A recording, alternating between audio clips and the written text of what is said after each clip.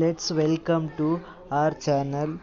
Our channel Easy to Learn Kannada.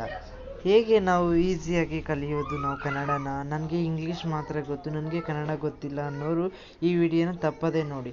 ಏಕೆಂದರೆ ನಿಮಗೆ ತುಂಬ ಅನುಕೂಲವಾಗುತ್ತೆ, ನಿಮಗೆ ಹೆಲ್ಪ್ ಆಗುತ್ತೆ.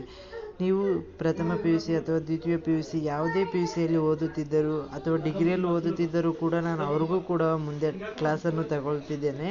ಆದರೆ ನೀವು ಫಸ್ಟು ಪ್ರಥಮ PUC ಮತ್ತು ದ್ವಿತೀಯ PUC ಯಾವ ವಿಧಾನದಲ್ಲಿ ಓದಬೇಕು, ಹೇಗೆ ನಾವು ಎಕ್ಸಾಮ್ ಬರೀಬೇಕು, ಹೇಗೆ ನಾವು ಅಟೆಂಡ್ ಮಾಡಬೇಕು, ಈ ಪೇಪರ್ನ ಹೇಗೆ ನಾವು ಪ್ರೆಸೆಂಟೇಷನ್ ಕೊಡಬೇಕು, ಯಾವ ಥರ ನಾವು ಓದ್ಬಿಟ್ಟು ಯಾವ ಥರ ಬರೀಬೇಕು, ಯಾವ ಥರ ನಾವು ಪಾಠ ಕೇಳಬೇಕು, ಯಾವ ಪಾಯಿಂಟ್ಸ್ನ ನಾವು ಬರೀಬೇಕು. ಈ ಟೆಕ್ಸ್ಟ್ ಬುಕ್ ಕೊಡ್ತಾರೆ, ನಿಮ್ಮ ಟೀಚರ್ಸ್ ನೋಟ್ಸ್ ಕೊಟ್ಟಿರ್ತಾರೆ ಅಷ್ಟೇ.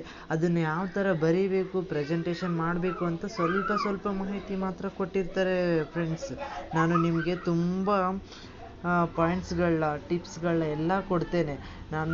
ನನ್ನ ವಿಡಿಯೋ ನಿಮಗೆ ಜಾಸ್ತಿ ಲೆಂತಿಯಾಗೂ ಇರಲ್ಲ, ಜಾಸ್ತಿ ಶಾರ್ಟ್ಕಟ್ಟಾಗೂ ಇರಲ್ಲ. ನಿಮಗೆ ಈಸಿಯಾಗಿ ನಿಮ್ಮ ಮೆಂಟಾಲಿಟಿ ತಕ್ಕಂಗೆ ನಾನು ಸರ್ಚ್ ಮಾಡಿದ್ದೀನಿ. ನಿಮಗೆ ಅಷ್ಟು ಮಾತ್ರಕ್ಕೆ ನಾನು ನಿಮಗೆ ಕೊಡೋದು. ಒಂದು 5 ಮಿನಿಟ್ಸ್ ಒಂದು ಒಂದು ಪ್ಯಾರಾಗೆ 5 ಮಿನಿಟ್ಸ್ ಹಂಗೆ. ನಾನು ಒಂದು ಚಾಪ್ಟರ್ ಲೆಂತಿ ಆಗಿದ್ದರೆ ನಾನು 2 ಪಾರ್ಟ್ ಆಗಿಬಿಡ್ತೀನಿ.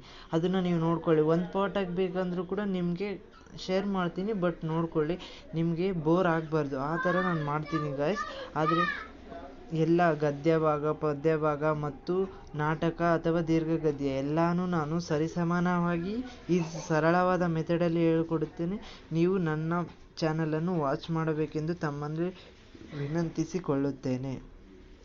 ಆದರೆ ಗಾಯ್ಸ್, ನಾನು ನಿಮ್ಮ ಹತ್ರ ಒಂದು ಕೇಳೋದೇನೆಂದರೆ, ಪ್ಲೀಸ್ ಸಬ್ಸ್ಕ್ರೈಬ್ ಅವರ್ ಚಾನಲ್ ಮತ್ತು ಲೈಕನ್ನು ಕೊಡಿ. ಏಕೆಂದರೆ ಇದು ನಮಗೆ ತುಂಬ ಹೆಲ್ಪ್ಫುಲ್ ಆ್ಯಂಡ್ ಸಪೋರ್ಟಿವ್ ಆಗಿರುತ್ತೆ.